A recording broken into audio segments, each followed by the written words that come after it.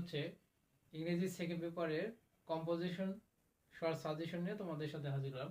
তাই কোন কোন কম্পোজিশন পড়লে তোমরা 100-তে 100 কমন পাবে অ্যাকচুয়ালি, সেই সকল কম্পোজিশন নিয়ে আজকে তোমাদের কিছু সাজেশন দেবো। দেখো, এই কম্পোজিশনগুলো তোমরা যদি পড়ো তাহলে তোমরা অবশ্যই অবশ্যই এসএসসিতে ভালো রেজাল্ট করবে ইনশাআল্লাহ। অর্থাৎ তোমরা এখান থেকে মাস্ট বি একটা কমন পাবে ইনশাআল্লাহ। দেখো, প্রথমেই যে তোমাদের কম্পোজিশনটা পড়তে হবে, the season you like most. The season you like most, the season you like most, এটা খুবই খুবই ইম্পর্টেন্ট।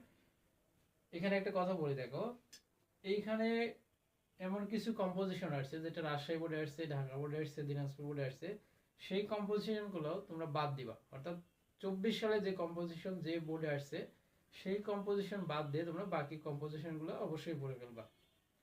যেমন এখানে the season you like most, এটা যদি কোনো বোর্ডে এসে থাকে, ধরো এটা ময়মনসিংহ বোর্ডে আসছে, তাহলে এই কম্পোজিশনটা তোমরা ময়মনসিংহ বোর্ডের জন্য বাদ দিয়ে বাকি কম্পোজিশনগুলো তোমরা অবশ্যই পড়ে ফেলবা। এরপর দেখো, importance of reading news paper, অর্থাৎ নিউজ পেপারের গুরুত্ব সম্পর্কে কম্পোজিশনটা তোমাকে লিখতে হবে। 3 নম্বরে your favourite hobby, your favourite hobby সম্পর্কে কম্পোজিশন আসতে পারে, এই কম্পোজিশনটা অনেক অনেকবার আসছে। এরপরে দেখো 4 নম্বরে aim in life, aim in life.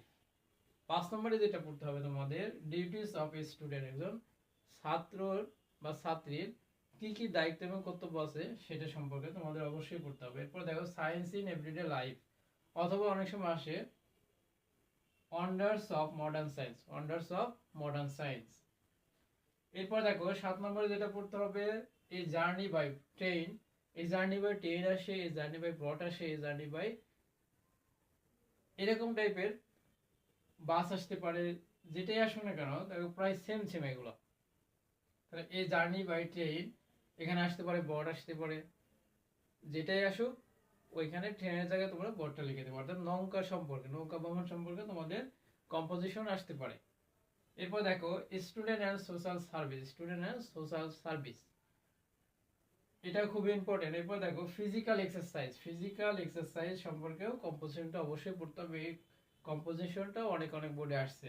এরপরে দেখো টি প্লান্টেশন, এটা তোমাদের প্যারাগ্রাফও আছে এবং কম্পোজিশন আছে, যারা প্যারাগ্রাফ মুখস্থ করছে তাদের জন্য কম্পোজিশনটা লিখতে খুবই সহজ হবে। এরপর দেখো your favourite game, your favourite game, তোমাদের যে পছন্দের গেমটা সেই সম্পর্কে তোমরা লিখবা। অনেকে ফুটবল, ক্রিকেট, হকিস যেটাই বলো সেটা তোমরা এখানে লিখতে হবে। The use of computer in everyday life, অর্থাৎ প্রতিদিনের নিত্য প্রয়োজনীয়, অর্থাৎ প্রতিদিন যে আমাদের জীবনে কম্পিউটারের ব্যবহার আছে সেটা সম্পর্কে কম্পোজিশনটা লিখতে হবে। এরপর 13 নম্বরে যেটা দেখো ফিমেল এডুকেশন, ফিমেল এডুকেশন, নারী শিক্ষা, এটা খুবই খুবই ইম্পর্টেন্ট। এরপর দেখো চাইল্ডহুড মেমোরিজ, চাইল্ডহুড মেমোরিজ, অর্থাৎ আমাদের শৈশবের স্মৃতিগুলো সম্পর্কে কম্পোজিশন আসে। দেখো এই কম্পোজিশনগুলো তোমরা যদি পড়ো অবশ্যই অবশ্যই তোমরা এসএসসিতে কমন পাবে ইনশাল্লাহ। আজকে পর্যন্তই।